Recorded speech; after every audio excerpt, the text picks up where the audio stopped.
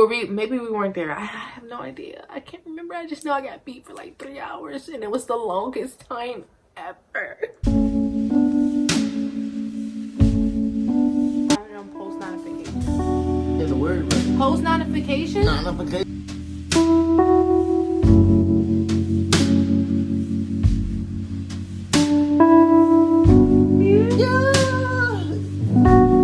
Start over.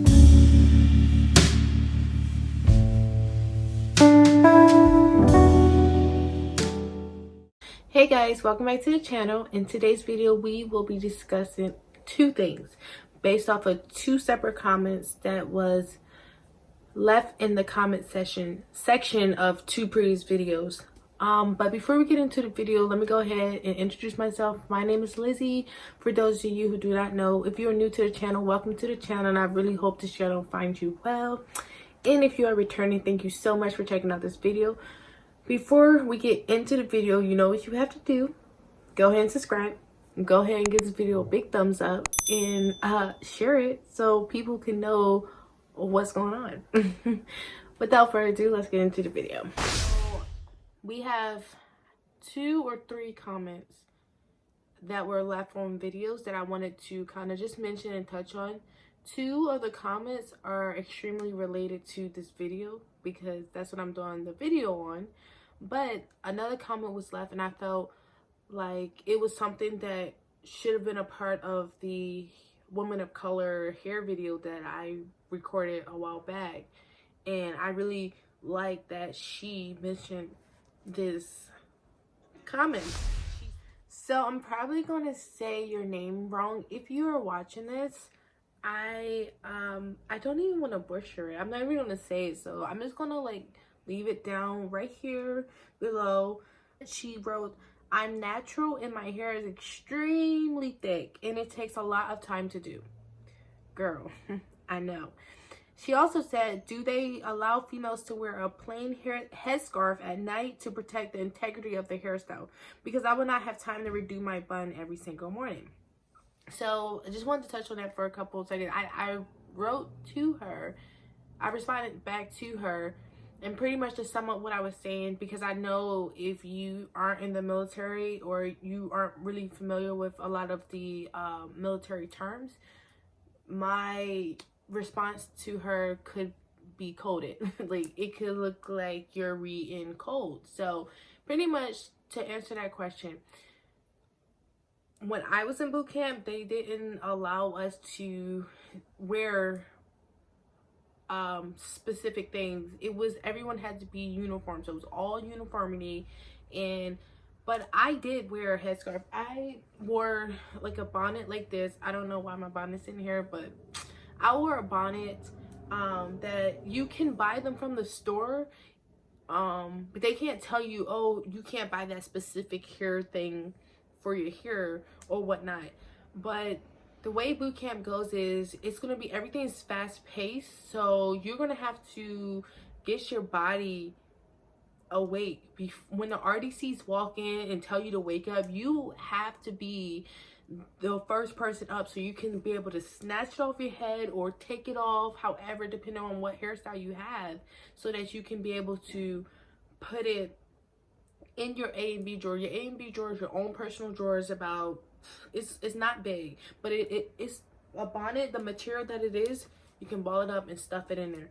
Don't ever leave it on your rack, because boy, that will be a rough day for you and pretty much your rack mate, or depending on how the RDC is feeling that day, or RDCs, your whole entire division, and they will hate you. So if you are a person who don't like to get up in the morning, or it takes you a little bit extra, and you know that it's going to take you a while to get up, I would just get to boot camp and just get a routine, right? Don't just, oh, okay, first night you're gonna push your bonnet on or your headscarf on, and then you know you have a hard time getting up. So by the time the RDC see you, you're just now getting out the bed and you still have your headscarf on. Like, you don't want to get beat after you get ready for the morning, because you would have did your hair and everything for what? To sweat it out. And guess what? They're not going to let you go back and fix it after that. Not saying that she won't get beat like later on in that day or right after you fix your hair, but at least if you get beat, you know it's not something you did personally. That's how I like to look at it. Okay, so now we're going to move on from that. If you have any specific questions about that, or you want me to go in further detail, because I can go into further detail and I can give an example, a better example if you like, go ahead and leave a comment down in the comment section. We're going to move on to the second one. So I'm going to go ahead and put this video down below. I'm going to go ahead and put this comment down below as well. She said, "Oh, this video was cute. Thank you." I love y'all together. Oh, we love you. Anyways, I ship out for boot camp January. Can you please do a video about being an STG or reply with some tips about it, please?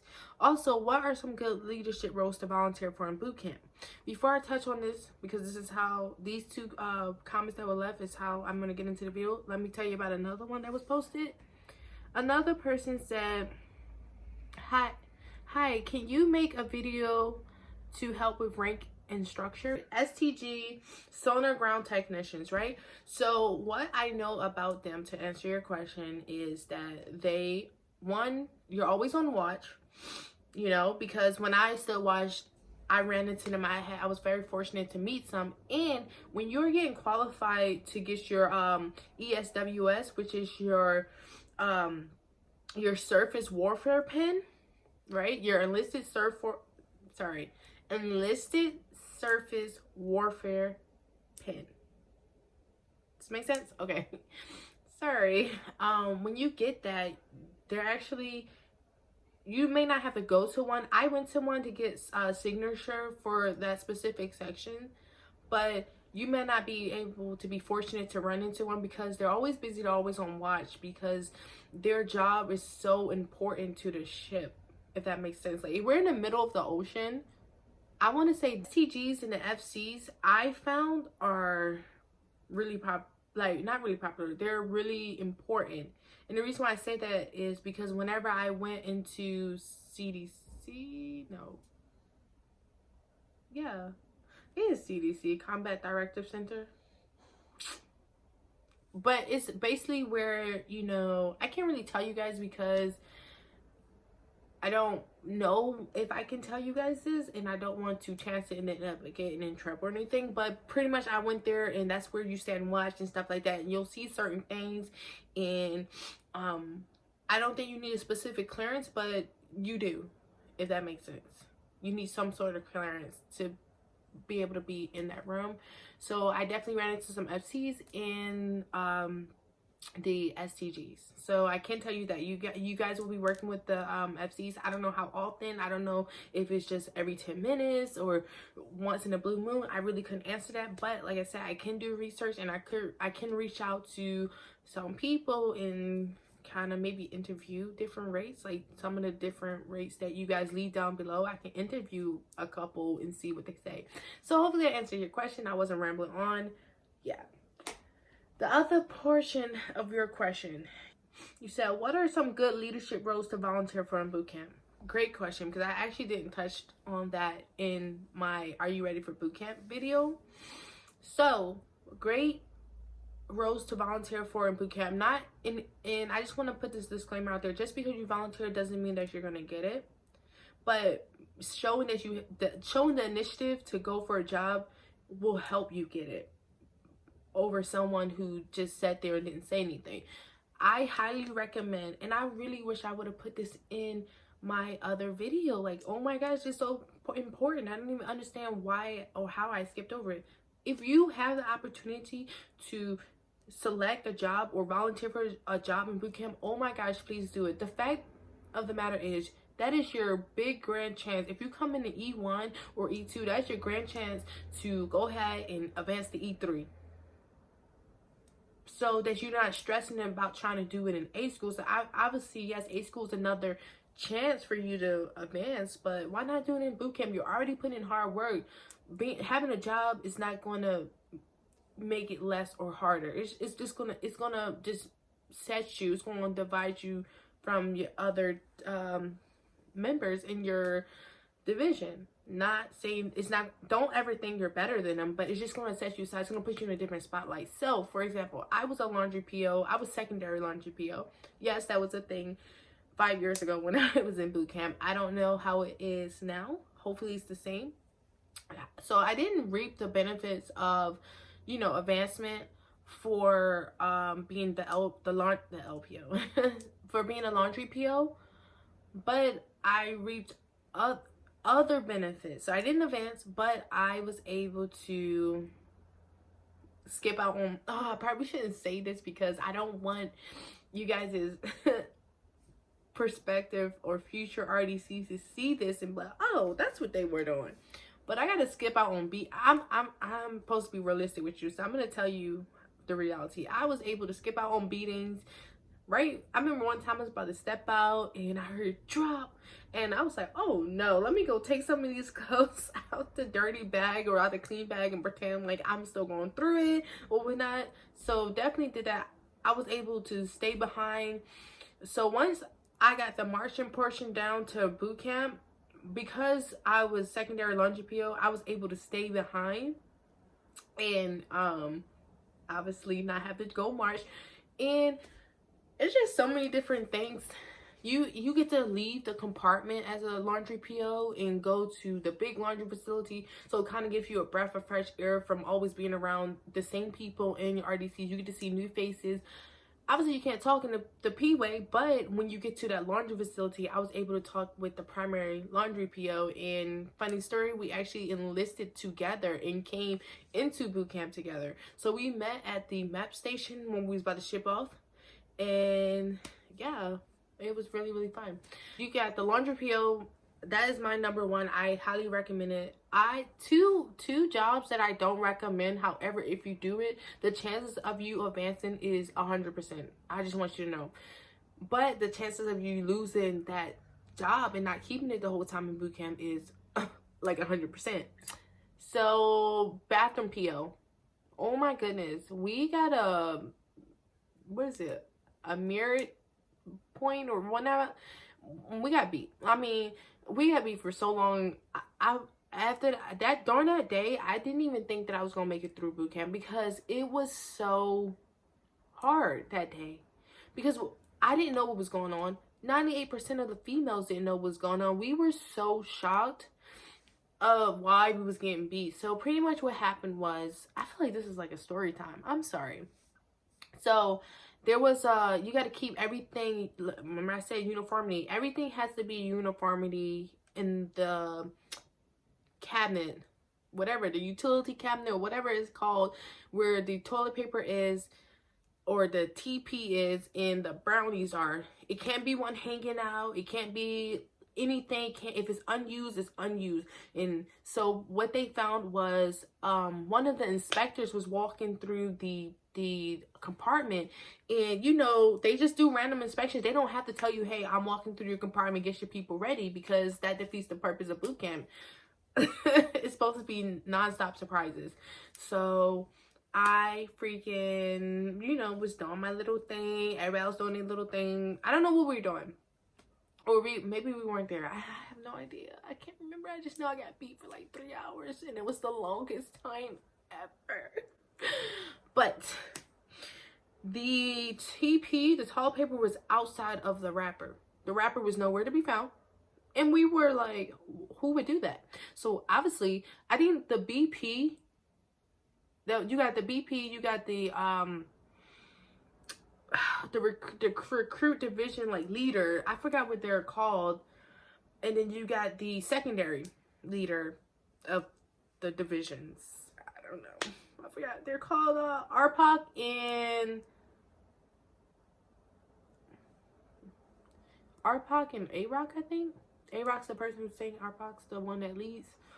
But anyways, they three were like in the center toe line, and we all were on our toe lines. Actually, I'm remembering details as I go along. So APOC was looking at she was the one, it was a female. She had to on the minute, every minute count 1 minute petty officer, 2 minute 1 minute has elapsed petty officer, 2 minutes has elapsed petty officer, literally every single minute. And I think that they had her do that for like an hour. Boot camp is not like, I hope you don't think like boot camp is gonna be like easy and something that you can do in your sleep, because no, I would have never thought, oh when I went to sleep, I never dreamed of me being in boot camp, standing there. And we stood there for so long, and then they finally like beat us. Oh, no. We stood there while the BPO was getting beat. And, like, the main leaders were getting beat. And it was just, like, I felt so bad for them, because I'm not trying to scare you guys. I'm just trying to be realistic here. They ended up having to go away. One of them had to go to the hospital. They had like the ambulance and stuff come, because we had gotten beat for so long, and the RDCs didn't do anything wrong. It's just like certain people bodies can't handle that long endurance of working out or whatnot. Tension on the muscles, I don't know, but she was fine. Obviously she graduated, but two of them went, and the other one was fine. I think like one of them had to have like a cast on their leg or have it wrapped, but it didn't prevent them from doing certain things. Like, yeah, they had to sit out certain things, but the major things of boot camp they were able to do. So that was good that they were good, not how they got there. But so yeah, those two I wouldn't recommend. Like being oh no, I didn't say the second one. So BPO, if you can avoid it. But 9 times out of 10, no one volunteers for BPO. The RDCs kind of just designates you, and you just gotta do a extraordinary job, okay? Second one, I would say, is the starboard watch. So you have port and starboard. Port is okay. I've never really seen port get in trouble for anything. Starboard watch though, was the reason why I say starboard watch. They create the watch bill, and they make sure that when people are signing the logbook, the watch, like assuming the watch, all of that has to be in order, from the spacing, from the font. Like it has to be completely uniform, because that's one of the things you get inspected on. So if it's not, you and that person and the person before them and the person after them, so let's say, and they could walk in at like 4 o'clock in the morning, they can walk in at 2 o'clock in the morning, they watch it. So I'm gonna tell you something, okay? If you have a really good starboard watch, you'll never get beat. So my starboard watch used to wake up, used to have people, and bless her heart, oh my gosh, I really wish I remember her name and we were like friends on Facebook or something. But they had her, every watch had to wake her up every hour, and because it got to a point where she was getting beat every single day, like 4 or 5 times a day, right? So they had, they will wake her up, and she would help them fill out the logbook the right way. And so yeah, she was losing sleep in a sense, but not really, because she was only up for about like 5 minutes. It's better being up for 5 minutes and then going right back to sleep, versus, because boot camp's gonna tire you out. So even if you're up for like 20 minutes, I promise you, when you hit your right, you're going to go to sleep, okay? So yeah, that's crazy. So what I was saying about that, they will beat starboard watch, they will beat the person before that, which filled it out incorrectly, and then the person after that who assumed it and didn't catch the mistake. That's a lot of people being beat. Like, oh my gosh.